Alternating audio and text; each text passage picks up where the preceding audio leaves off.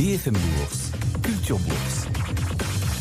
La bourse sur mesure, c'est Culture Bourse, votre rendez-vous de pédagogie personnalisé chaque après-midi. Julie Connerton et ses experts vous répondent. Bonjour Julie. Bonjour Guillaume, bonjour à tous. Et vous le savez, il suffit de nous écrire à l'adresse bfmbourse@bfmbusiness.fr. Et il y a aussi ce QR code qui va apparaître sur vos écrans. Julie, une question sur le secteur qui, une nouvelle fois aujourd'hui, cartonne, le secteur de la défense. Évidemment, la défense. Et cette question de Philippe qui nous demande si c'est le bon moment de miser dessus. Et on va partir tout de suite sur le terrain avec notre expert Bertrand Lamiel pour Ports en Part Gestion. Bonjour Bertrand, merci d'être avec nous. Bertrand, quel regard vous portez sur le secteur de la défense en bourse? Est-ce que, compte tenu des tensions géopolitiques dans différentes zones, le timing est bon pour se positionner dessus?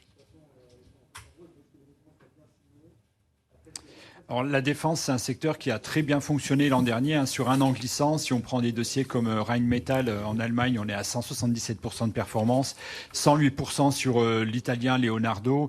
Et si on prend une française comme Exosens, on est à 194% de performance. Donc oui, ça a bien marché. Maintenant, tout ça, ça se fait pas sur un lit de rose. Il y a une volatilité qui est élevée, qui est 2 fois plus forte que la plupart des titres. Et pour terminer le sujet, c'est une performance qui s'est faite essentiellement sur les premiers mois de l'année. Et derrière, c'est des dossiers qui ont à peine grappillé versus le marché. Donc voilà, c'est un actif à part et donc nous, on en a toujours en portefeuille.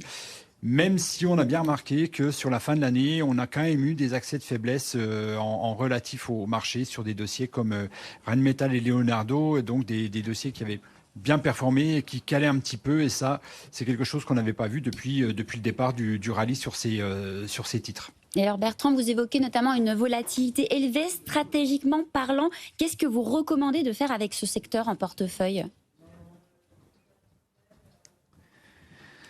Alors nous, on est toujours positionné dessus, même si on a eu tendance à prendre des bénéfices sur la fin de l'année. Et en fait, on s'aperçoit que dans le segment, il y a les mid-cap, donc les françaises par exemple, Exosens et Excel, qui continuent à bien performer, qui n'ont pas véritablement fléchi, là où ça a été un peu plus compliqué, comme je vous le disais, sur Leonardo et Rheinmetall. Donc voilà, ça va rester nos top picks.